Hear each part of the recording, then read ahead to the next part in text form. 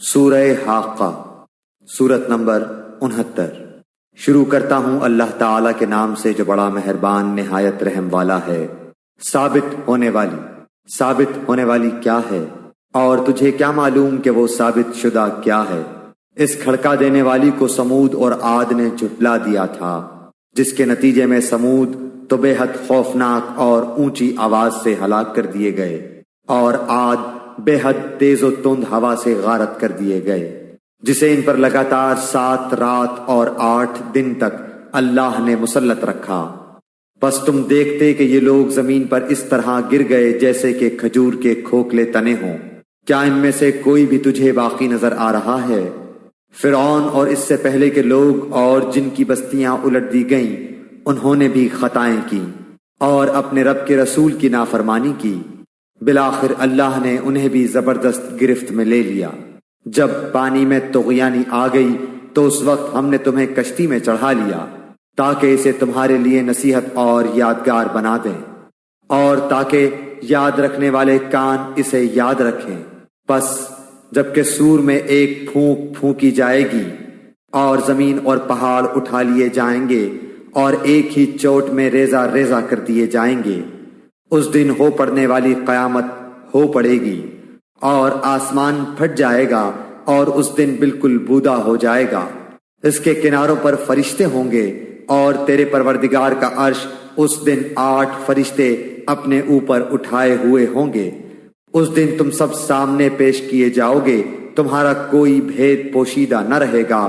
سو جسے اس کا نامہ اعمال اس کے دائیں ہاتھ میں دیا جائے گا تو وہ کہنے لگے گا کہ لو میرا نامہ اعمال پڑھو، مجھے تو کامل یقین تھا کہ مجھے اپنا حساب ملنا ہے۔ پس وہ ایک دل پسند زندگی میں ہوگا، بلند و بالا جنت میں، جس کے میوے جھکے پڑے ہوں گے۔ ان سے کہا جائے گا کہ مزے سے کھاؤ پیو اپنے ان اعمال کے بدلے جو تم نے گزشتہ زمانے میں کیے، لیکن جس سے اس کے اعمال کی کتاب اس کے بائیں ہاتھ میں دی جائے گی، وہ تو کہے گا کہ کاش کہ مجھے میری کتاب دی ہی نہ جاتی، اور میں جانتا ہی نہ کہ حساب کیا ہے۔ کاش کہ موت میرا کام ہی تمام کر دیتی، میرے مال نے بھی مجھے کچھ نفع نہ دیا، میرا غلبہ بھی مجھ سے جاتا رہا۔ حکم ہوگا اسے پکڑ دو، پھر اسے طوق پہنا دو، پھر اسے دوزخ میں ڈال دو، پھر اسے ایسی زنجیر میں جس کی پیمائش 70 ہاتھ کی ہے جکڑ دو۔ بے شک یہ اللہ عظمت والے پر ایمان نہ رکھتا تھا اور مسکین کے کھلانے پر رغبت نہ دلاتا تھا۔ بس آج اس کا نہ کوئی دوست ہے اور نہ سوائے پیپ کے اس کی کوئی غذا ہے، جسے گناہگاروں کے سوا کوئی نہیں کھائے گا۔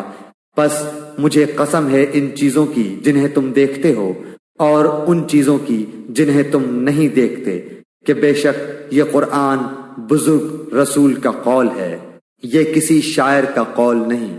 افسوس تمہیں بہت کم یقین ہے، اور نہ کسی کاہن کا قول ہے۔ افسوس بہت کم نصیحت لے رہے ہو۔